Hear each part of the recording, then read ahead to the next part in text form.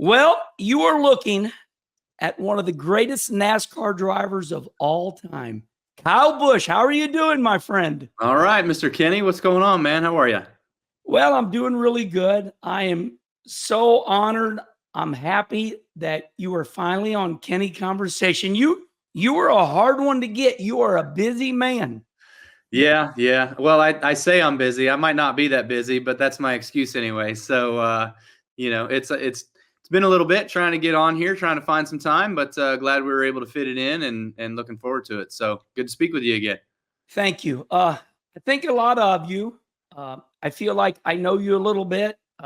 When I worked for Fox, I would interview you. You and I would say a couple words to each other.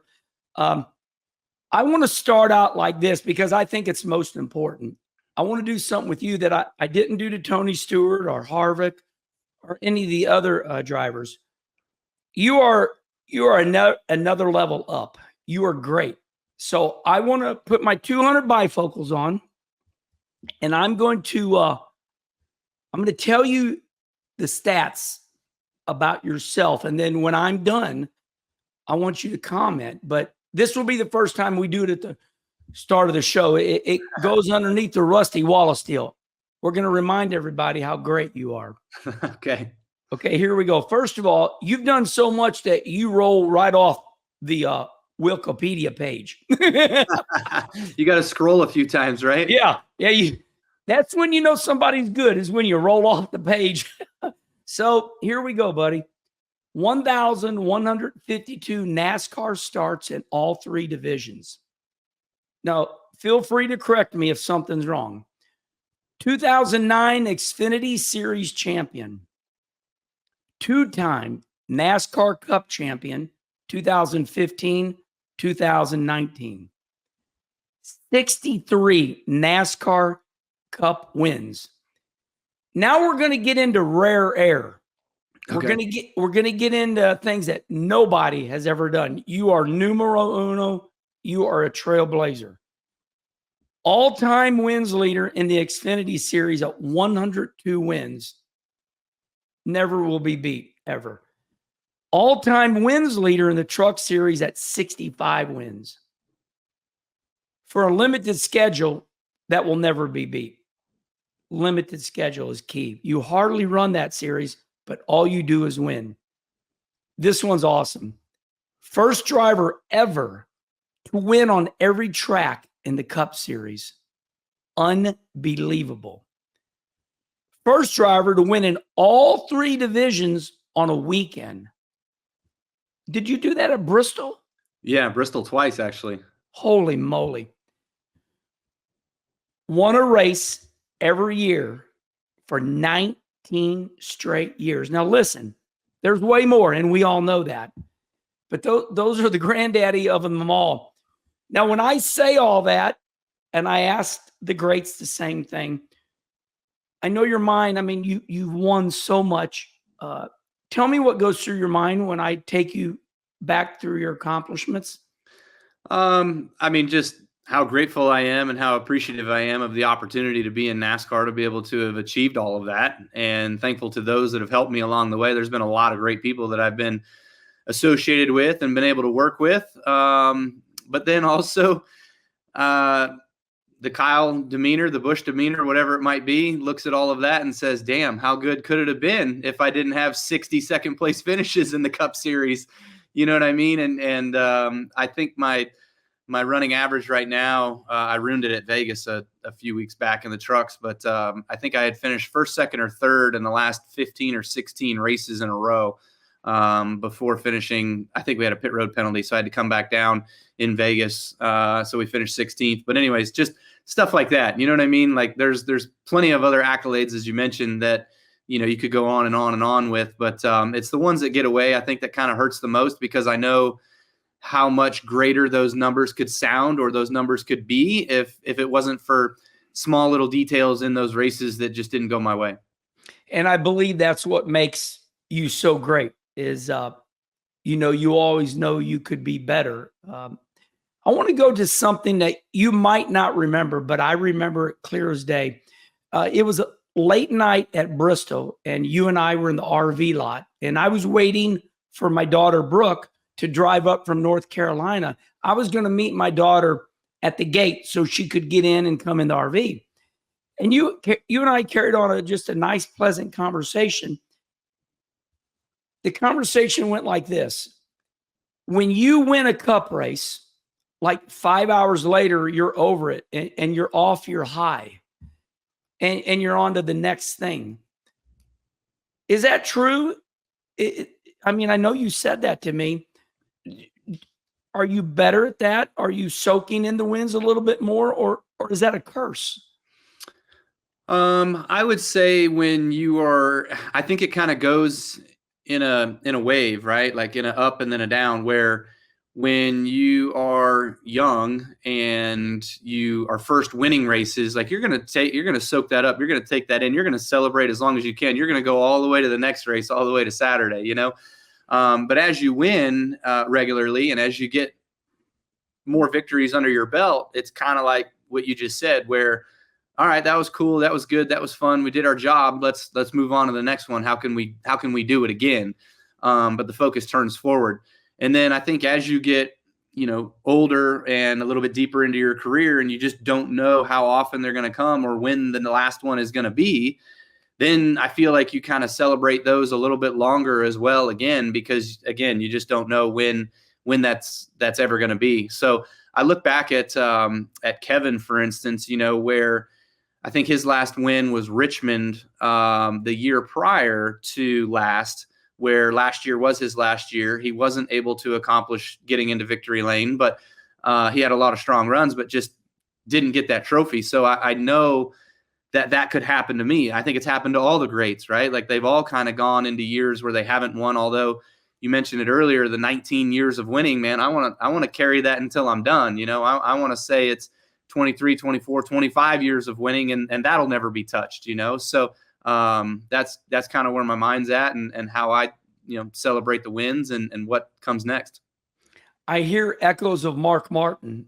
Towards the end of Mark Martin's, let's say maybe the last 7 years of Mark Martin's career, Mark would say that, I don't know when my next win's going to be. So I agree with you. And you and Mark Martin in the same breath, that's the best. That's as good as it gets. Yeah, I love Mark. I've got, the cool story with Mark is, I remember his kid growing up. Matt was growing up racing a little bit, and we were in Florida for Speed Weeks, and he was running Bandolero or a super truck or something like that, and we'd go hang out at New Smyrna, and then Matt gave that up, but now he kind of does his archive page and stuff like that. But anytime they make a new release of a T-shirt or a diecast, I always call Mark and I go, "You have to send me one," because I was a Mark Martin fan growing up. I would say I was more of a Jeff Gordon fan growing up, just as a kid, and the bright color rainbow car, all that. But I liked everybody in general. I even remember Kenny Wallace in the Bear car. You know what I mean? So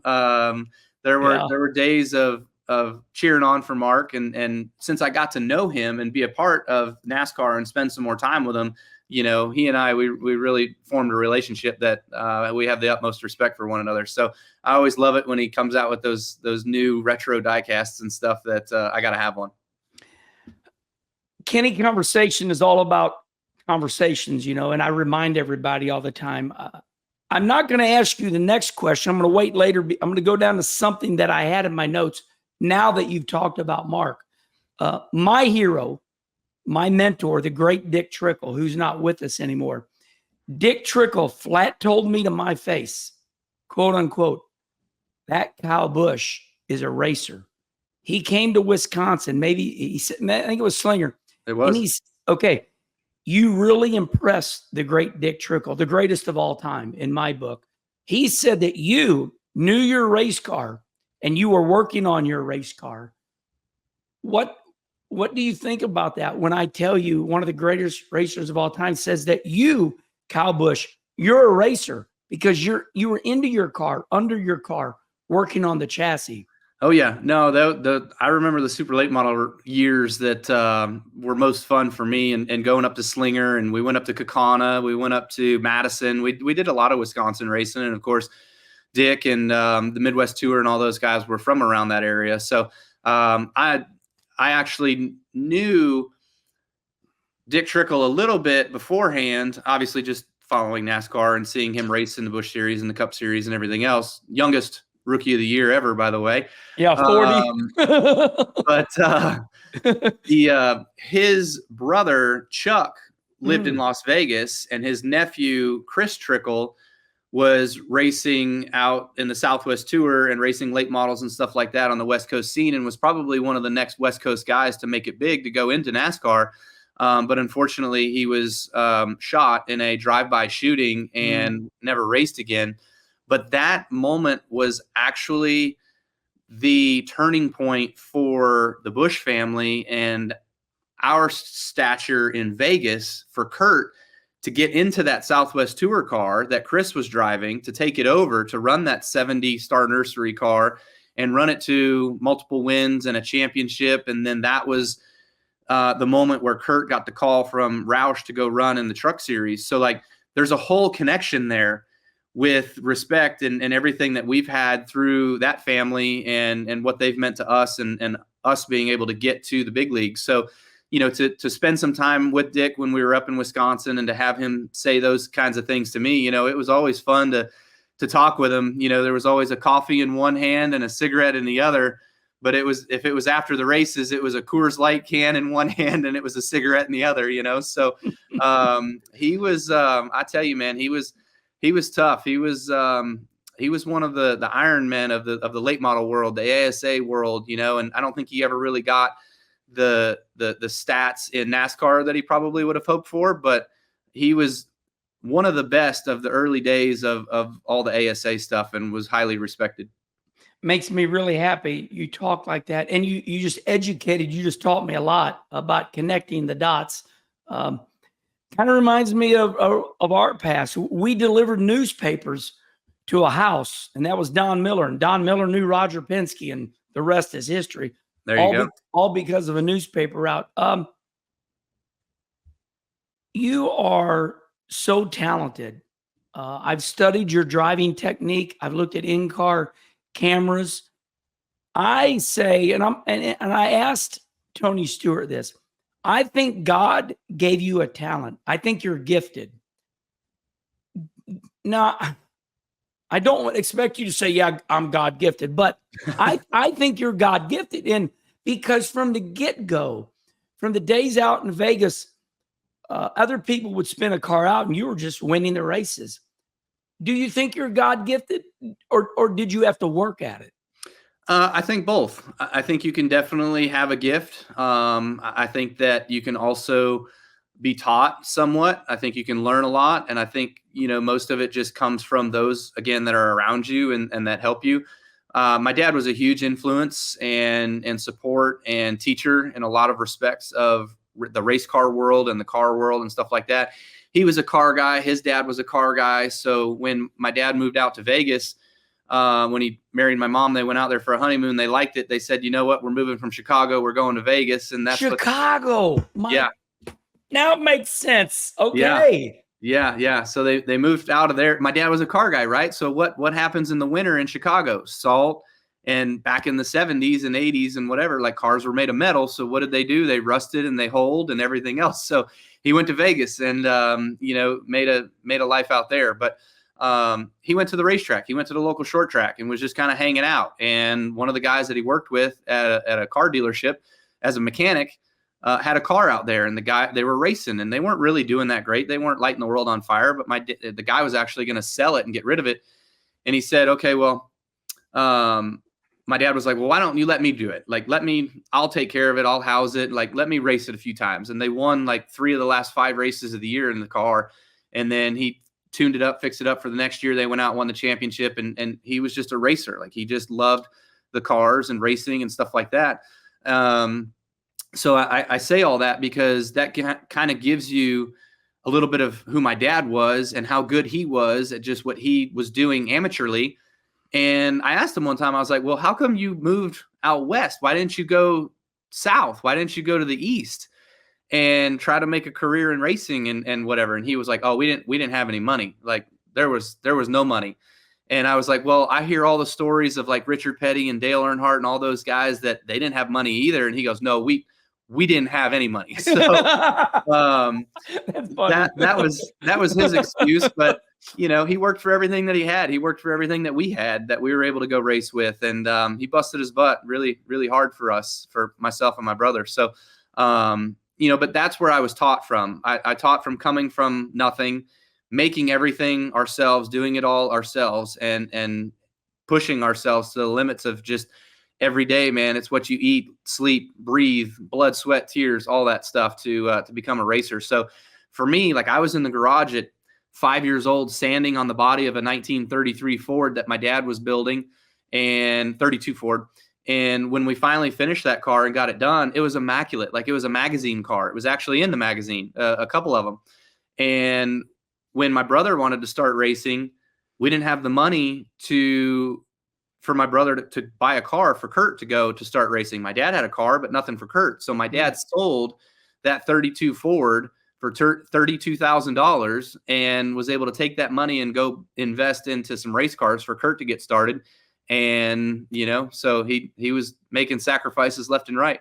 So what I'm hearing is, even though I feel, this is me, you have a God-given talent, but because of your father, you never gave up on the chassis. You knew that. Well, Earnhardt said to me, when you have a fast horse, you ride it, and you can't win them all if your car is not there. Am I saying that right? You were into your car. Yeah, no, definitely. And I think one of the lessons that our dad taught us too was, you have to take care of your equipment, and you have to make it to where you're not spending a ton of money every week to be able to go to the racetrack the next week. So not crashing, not burning up the tires, not overrunning the engine, stuff like that. So, like, when we would get out front, Dad had a rule. It was basically like, pace the field as much as you need to pace the field to lead the race. Like, that's it. There were times where we probably could have lapped the field, but we didn't do it because we didn't need to do it, right? Like, it's make yourself be the first guy to the checker flag. So it was always about taking care of your stuff and what you had, so you can focus on, other things to make yourself fast, the chassis, the car, the setup, to be able, instead of fixing stuff. If you're always fixing stuff, then you're not working on your car to make it go faster. So that was a big part of it. But back to your original question a little bit, where, is it God-given? Is it taught? Is it learned? Whatever.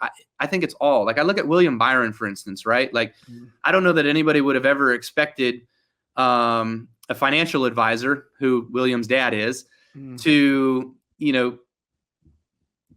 birth his son that was going to be a professional NASCAR race car driver, right? Like, right. The kid enjoyed racing. He watched racing. He grew up in Charlotte, so he knew what it was. He got on the simulator. He was playing on that and thought it was fun, thought he was pretty good at it, and then kind of asked his dad to get a start into racing and go-karts and legends cars and that sort of stuff. And he won in everything that he was in. And so his dad had to find the money. Here we are busting our ass. Yeah, right. But I mean, William did too. William worked at it, but I think he had good people around him that taught him what to do about it. His dad was not a car guy. Like, he was not in the garage working on cars, figuring out cars, all that sort of stuff, but he still became a really good race car driver without having all of that knowledge and that background. So he probably had a God-given talent that fortunately he found and was able to go do what he loved to do with that and made the most of it. I hear you now. You are saying that he has a God-given talent. I want to brag on you a couple ways. As I'm listening to you, I keep hearing the great quotes. Dick Trickle would say, you must first finish to finish first. And then, I've heard Mark Martin, I've heard Dick Trickle. You're talking like the greats. So let's turn the corner a little bit. Let's change the subject. It appears to me that when I watch your press conferences, the one great thing about social media is I get to see your press conferences. They pop up. And I have never in my life, since you've been racing, seen you so happy. You're joking. Now, listen, I know you're very serious, but it seems like you're having fun with the media right now. You're getting the biggest laughs in the media center. What's going on there? What has changed to make you have so much fun? I don't know, I guess I hate to say it because I don't want to say it because I don't want to admit to it, but you're in your later years of your career, right? So It's okay. You're still the man. yeah. So I guess just, trying to have a little bit of fun, even though sometimes the results aren't indicative of having much fun. There's definitely weekends where we go to the track and we struggle, and that's no fun, but trying to have the most of what's left of my career in NASCAR, however long that might be, is for me to enjoy, right? I look at some of the other guys who kind of finished out. Some of them were old and wore out and just didn't want to do it anymore and weren't having fun. And so to me, I feel like it would be nice to just go out on my own terms and win when that time is right. And I don't know how I figure that out, but I'm sure I will. But also too, I feel like I get to go to the racetracks now, and maybe last week I was not in a good mood at Richmond because Brexton was racing and he was racing quarter midgets, and he's not great at quarter midgets. He doesn't like them. I don't like them. And so he was struggling. So I wasn't in the best of moods, but I made the best of the media session.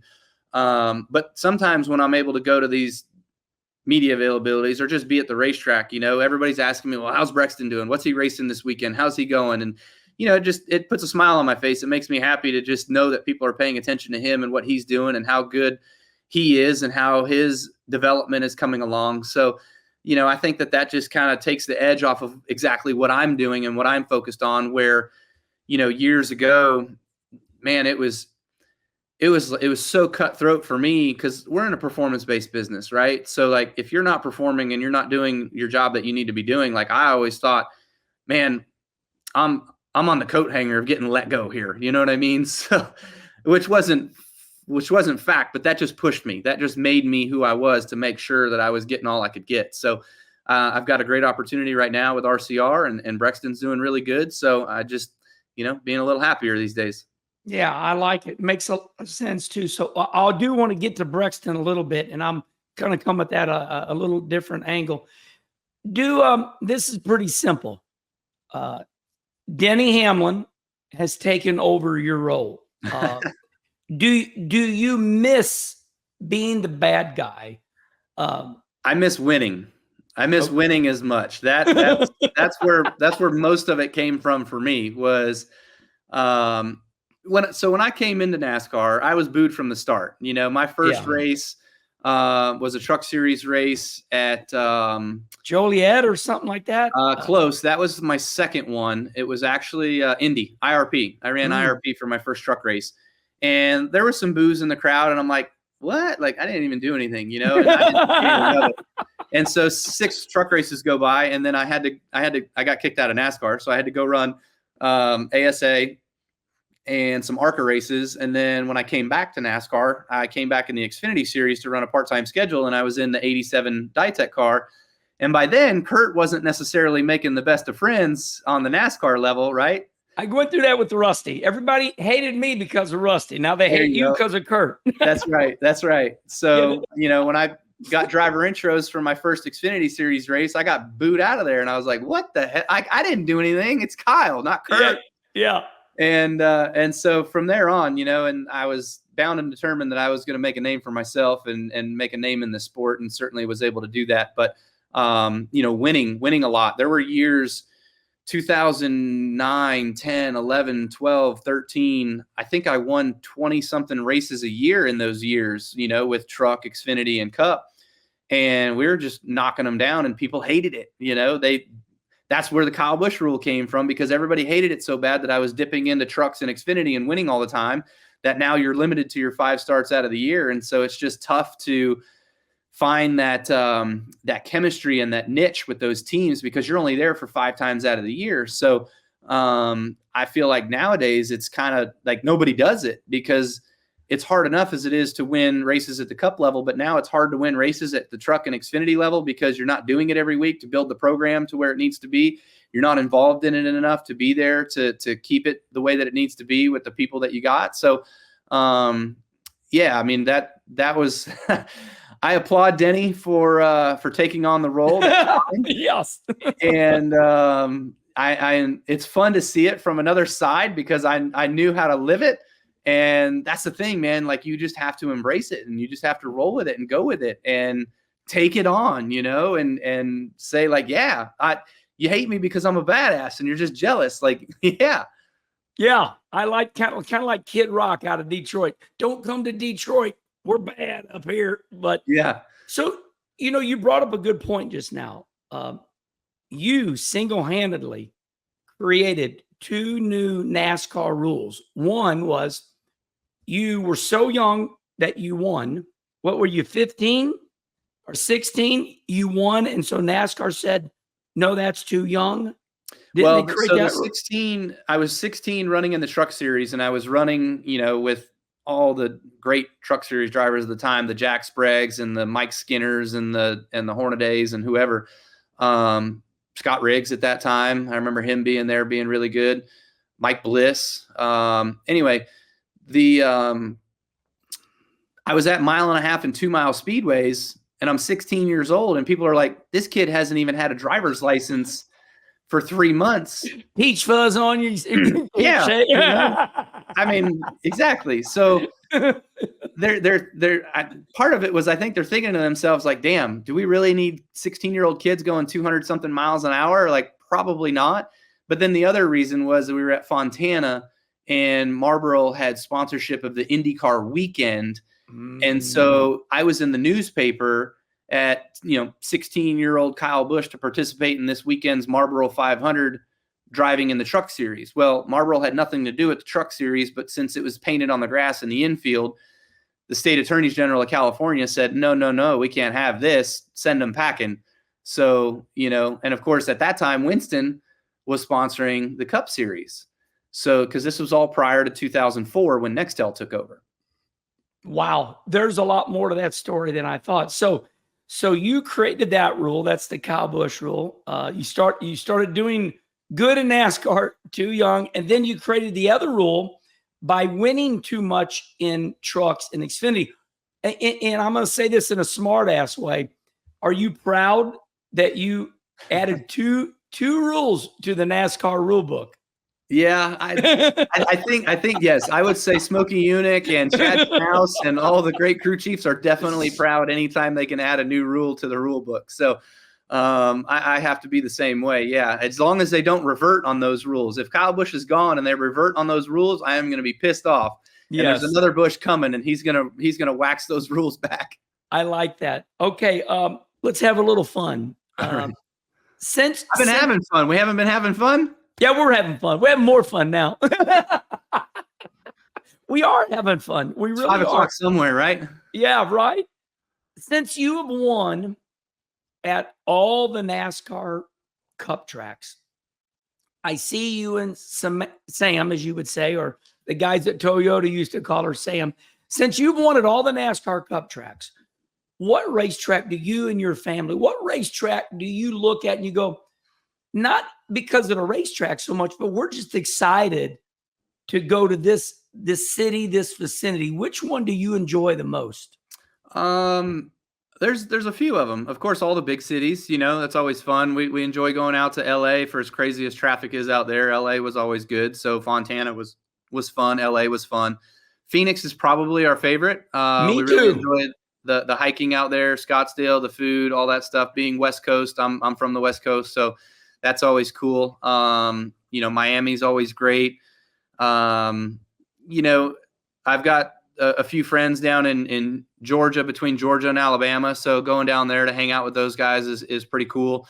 And I guess if you're just looking to be kind of glamping at the racetracks, you go to the short track, Martinsville or Bristol or even Richmond, you're not in really these big metropolis places. So you just kind of hang out in the bus and grill out and cook out and hang out at the bus and watch the kids scooter around and play with chalk or whatever it might be. So it has been said now, and I mean this in a positive way. I love my wife. She keeps me centered. It has been said that your wife made you a better person. It was like maybe you were a little crazy, and then when we get married, has Samantha made you a better person? Oh yeah, 1,000%, definitely. The Rowdy nickname didn't come along because I wasn't, Right. So I did have a little bit of that before her, and then obviously we dated for a little bit, and we've been married for 13 years now. So it's been a hot minute, but I would say the kids thing kind of changes you a little bit as well too, more so. Just I was still a hothead, getting in trouble, doing crazy, stupid things. With Samantha, being married to Samantha. But when the kids came along, I think it kind of calmed down a lot more. So, that I feel like that's probably the biggest sense. Whenever things would go bad at the racetrack, did you allow her to grab you by the arm and say, Kyle, calm down, it'll be okay? Did she ever help you in those moments? Yeah, definitely. I feel like anytime, you go back to the motorhome and your wife's there, your dog's there, then your kids are there, however it might be. Like even now, on a tough day or a tough race day or whatever, I walk in the bus and Brexton's there, and he gives me a hug and he's like, sorry, Dad, you didn't have the car today, something like that. So that's always, it's super sweet, super nice. You've got a shoulder to lean on, and at times there's been, a shoulder needed to cry on, and whether it's been her or whether it's been me. And so, it's definitely been great having them come around as much as they do. When with Samantha, she was at every race all the time, like spent every weekend, just, put her life away and followed along with my stuff, and now that Brexton's getting older and getting to where he races a bit more, she'll go with him to his races. So sometimes I bet you they don't come to 6 or 7 of my races. I mean, they still come to a lot, but like Brexton's doing his thing, so they go do that with him. So we're still together as much as we can be together. I'm a big fan of your wife on Instagram, and she exposes how much fun you are. I think it's awesome. I think social media, like I said earlier, when used right, it is just awesome. Yeah. I like the one on Instagram yesterday where it's the same thing as my wife. They never quit spending money fixing the house up, and she's gonna repaint the house, and you're like, here we go again, Yeah. It looks to me like you have a lot of fun because you guys do small skits, and I enjoy them. It's like you're creating, 30-minute skits. They're fun. Do you enjoy it?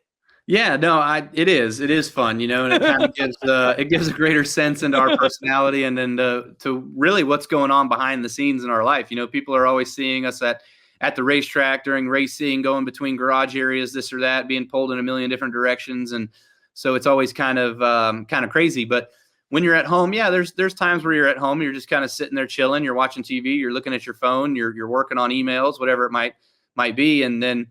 I mean, that is a real life situation. Like I even posted in her comments, I was like, this is real life, people. Oh, no, I saw it. That's why I asked the question. I'm the same way. I mean, she goes walking. I don't even know where she got the paint book from. Yeah. But I got to find that thing and throw it away. She hides it from me, so then I can't throw it away because she always needs to revert back to it. Mikey Waltrip made me laugh when you were a baby.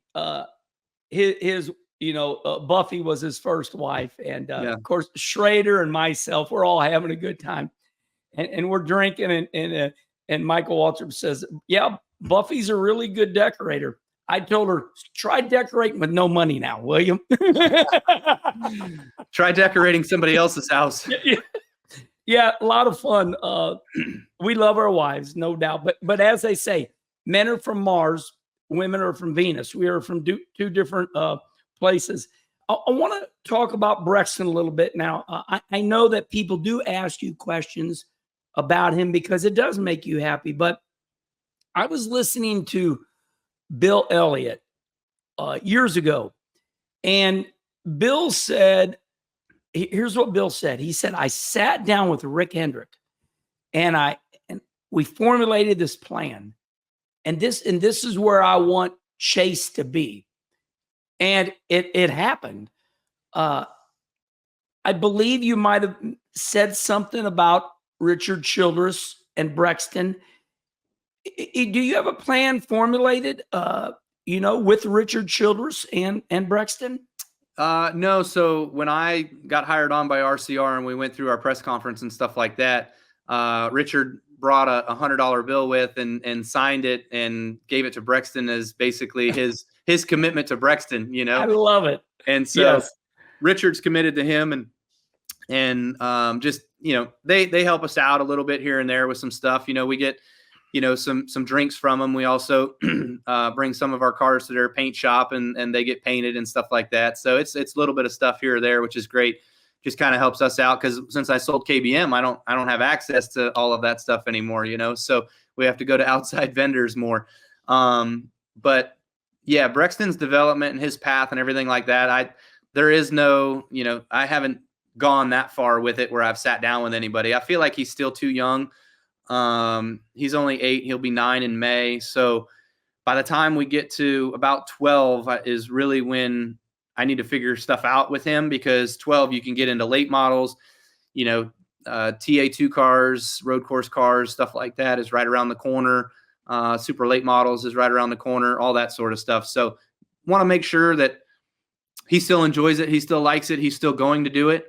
There is a plan just in my mind. Like, I don't even know how to get there, but You're dreaming. When Brexton's 14, I'd like to run a full truck series schedule to try to go after a championship, to win a championship, give it one shot, try to go get it. And then when he turns the next year, he'll turn 15. So he and I split the truck because he can run under a mile races at 15. So we'd split it for 2 years. And then when he turns 18, he gets the truck full time and he's in and I'm out. You know what I mean? So like, that's the kind of idea, the play that I have. But I don't forecast, or I don't see anything where he and I race each other on Sunday. Yeah, that's awesome though. They say to be good, you got to dream, and man, what a wonderful dream that is.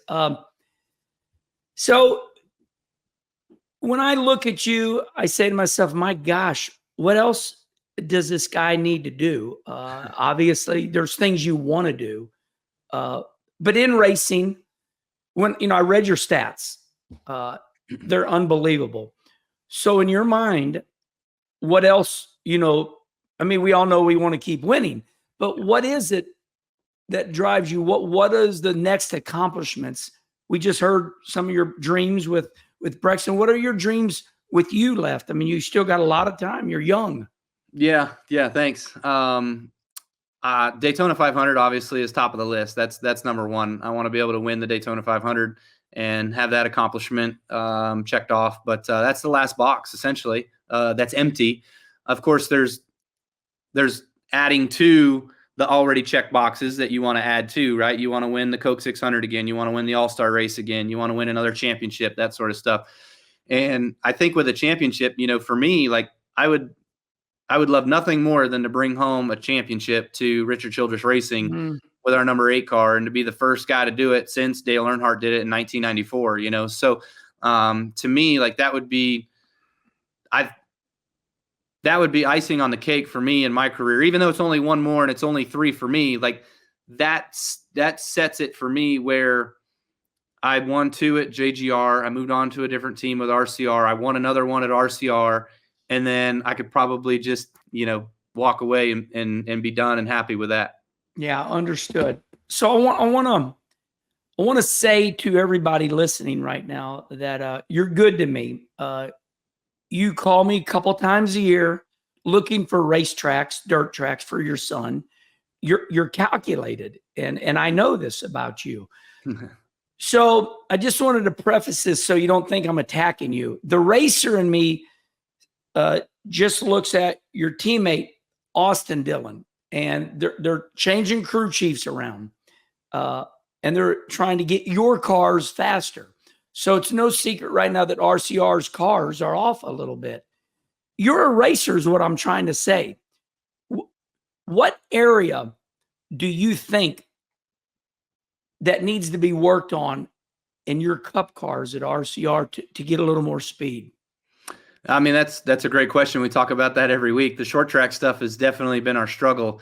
And everybody nowadays relies so much on simulation and all that sort of stuff. But the sim stuff has kind of thrown us the wrong way and has led us down the wrong paths a couple times. Like we tried, we went to the simulator for Richmond last year for the spring, and we built a setup based around what was fast on the sim, and we ran it, and we ran 20th. I think we finished 18th or something in the spring race. And then we went back there in the fall, and we literally just copied. Thankfully, we have our key partners with Team Chevy and the Hendrick guys, and we just copied the Hendrick guys' setups for when we went back there in the fall. And we ran third. I ran third. Austin ran eighth, I think. And we took those same exact setups from last fall and ran them again this time, because we're like, surely if we're going to be any worse, we're going to run 10th. You know what I mean? But if they're still going to be what they were then, we're going to run top 5. And we ran 20th. Like, we were not even in the ballpark. So it's crazy that stuff like that happens. Like, what's tried and true, don't screw it up, dummy. Just run it again. And lo and behold, it doesn't work. So you always got to be on the forefront of new ideas and fresh ideas, and you just got to be smarter and better. So I think some of it is setup stuff. Yes. I think some of it is car build, just having the splitter in the right position, having the floor in the right position, the body in the right position, like all that sort of stuff, and being able to get everything right with that. And, what's next on the forefront of, little chassis tweaks that you can do, and where do you put this washer and that spacer for your Ackerman, or for, your bump steer, or do you bump steer the rear, all that sort of, like, there's just so many things now that you have at your disposal, but everybody has the same stuff. So it's really, really hard to find that advantage. Yeah, I understand. I was at Bristol, and I was looking at the cars, and I thought to myself, my Lord, and you're right. As the same as they all are, there's a lot of adjustments, and I get it. And the littlest of things can make you a hero or make you a zero. I mean, it is so small. It's crazy. Yeah. It is unbelievable. I get it. I totally get it. Because I build my own race cars, and you and I are the same. You've been in NASCAR a long time, and you've done it all. And I've said that's my second time. So that qualifies you to tell me what you think about NASCAR right now. And we can discuss it a little bit in its totality, from what tracks they're going to rules, to restart zones. What do you think about NASCAR right now? Yeah, I mean, I feel as though we've definitely gotten away from the racing product and the competitive nature of our business. Although we all race every weekend, I feel like, and NASCAR said it, like, we need butts in the seats. We're an entertainment business. I feel like in the older days, 70s, 80s, 90s, people came to see the competition. People came to see the competitors race, and who was going to beat who, and who might get into a tangle with who, and that sort of stuff. Right. And now we're an entertainment business. We want to see more cars on TV, more racing, more passing, more this and that. I mean, everybody talks about how great Bristol was. That was an epic disaster. That turned out to be a great race. I mean, just because of tire life and saving tires and this and that, like, it gave. Now, was it extreme? It was extreme, right? Like, if we could have had tires that went 50 laps, no matter how hard you ran them, but they would burn off at 60, that would have been great. But literally, we were burning them off at 30. So I feel like there is a lot more pressure that can be put on Goodyear to making the product better. I do feel as though the avenues that we've gone down with the technology in the car, with the aero stuff that we've done with the underbody and the diffuser and all that, doesn't work in our landscape, because to me, we race in circles majorly, right? And when you're in people's wakes and when you're racing around, you hear this aero tight or this downforce talk all the time. You've got to create less of that. So when you lose it, you are losing less of it. We shouldn't have more of it. And the thing about our cars is, when we're in traffic and you're behind somebody, you're going through the corner and you get tucked up behind somebody, the overbody air that's going over the car in front of you is now not pushing down on your car, downforce, right? It's not pushing down on your car.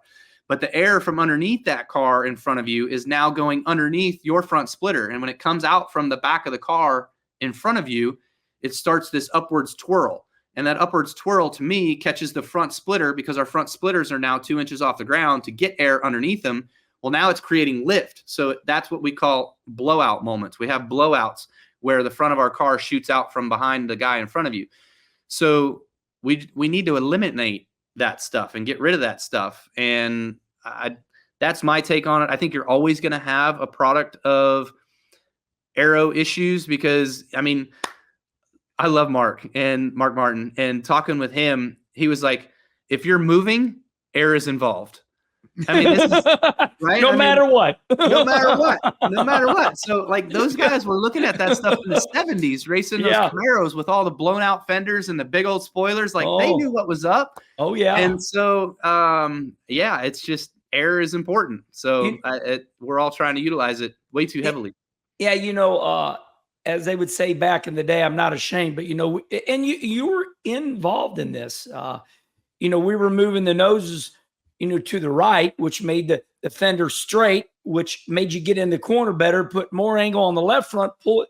Yeah, Mark is right. Sometimes we don't say it in a fancy way. I got to tell this quick story. You just got me going. My brother Rusty is an incredible chassis man. He's as good a chassis man as he is a driver.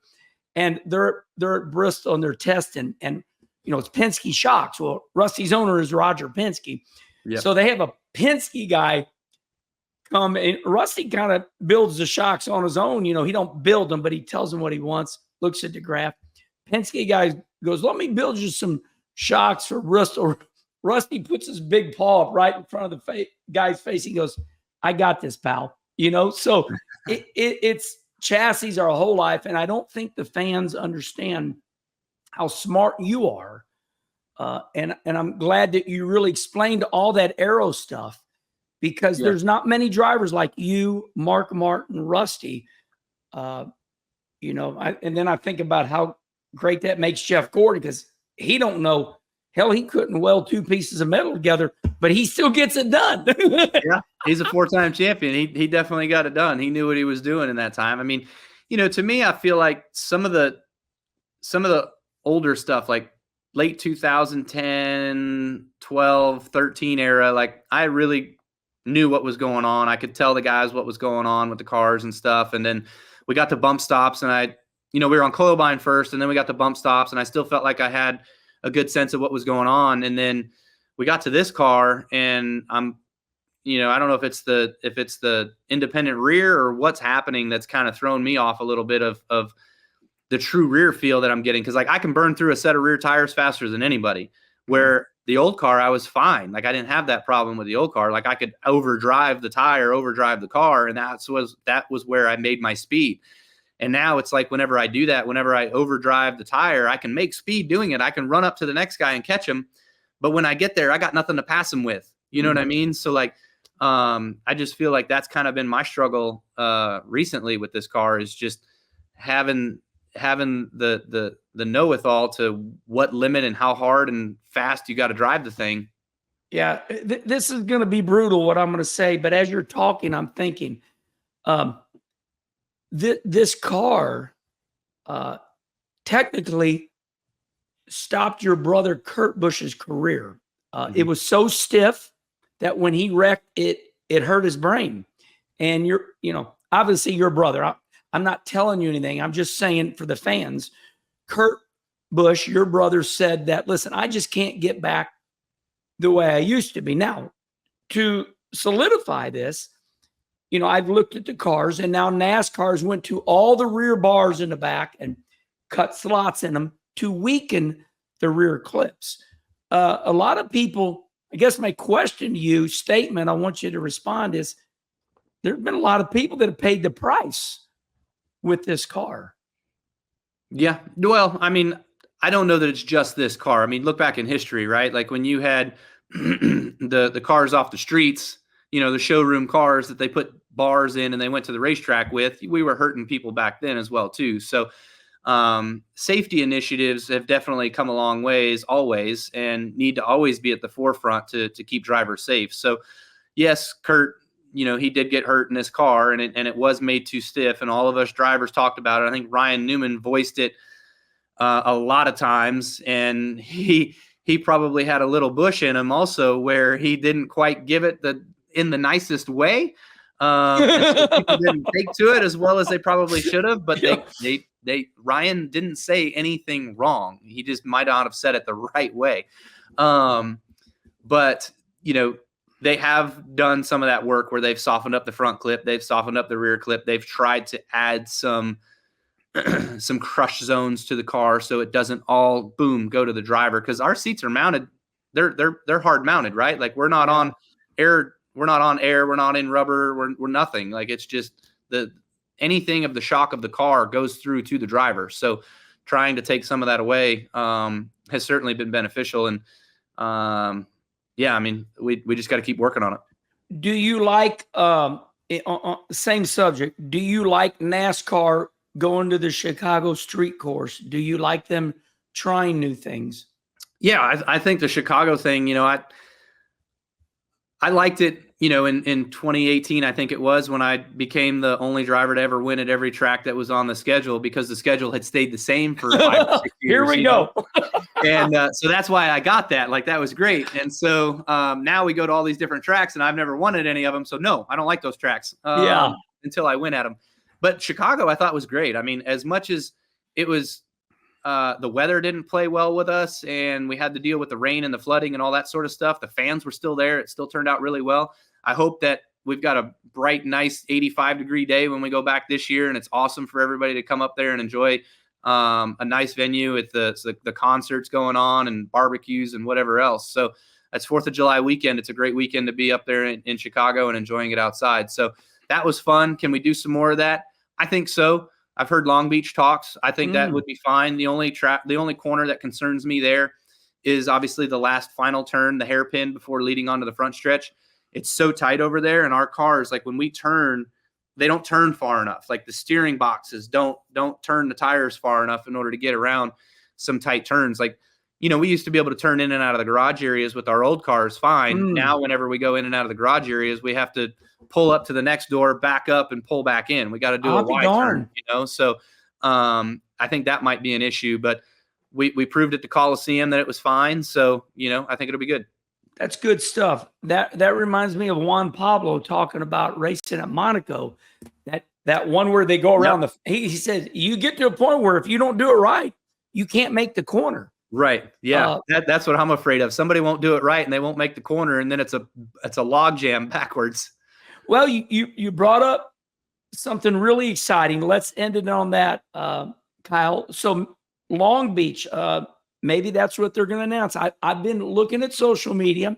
You've given me a little nugget there. Let's see if it turns out to be true. Maybe it's going to be Long Beach next year, and that would be exciting. Nice area. You and Samantha would like that area out there, I guess. What do you know about it? I know nothing. I know nothing. All I know is it was the Toyota Long Beach Grand Prix for how many years? So being a part of the Toyota family, I'll have to reach out to my friends over there to get some passes for some friends that are in the area, I'm sure. I like it. Well, Kyle Busch, listen, this was wonderful. I think the fans have learned a lot about you. You are right there at the greatest, one of the greatest of all time. Your numbers are incredible. That's why we started the show off like that. Listen, everybody, we are in podcast form. Check us out on iTunes, Spotify, and Kyle Busch, thank you so much for being on Kenny Conversation. Absolutely, man. Yeah, happy to do it. Glad we covered a lot of different topics. So good going, man. All right. Thanks a lot. All right, everybody. Until next time.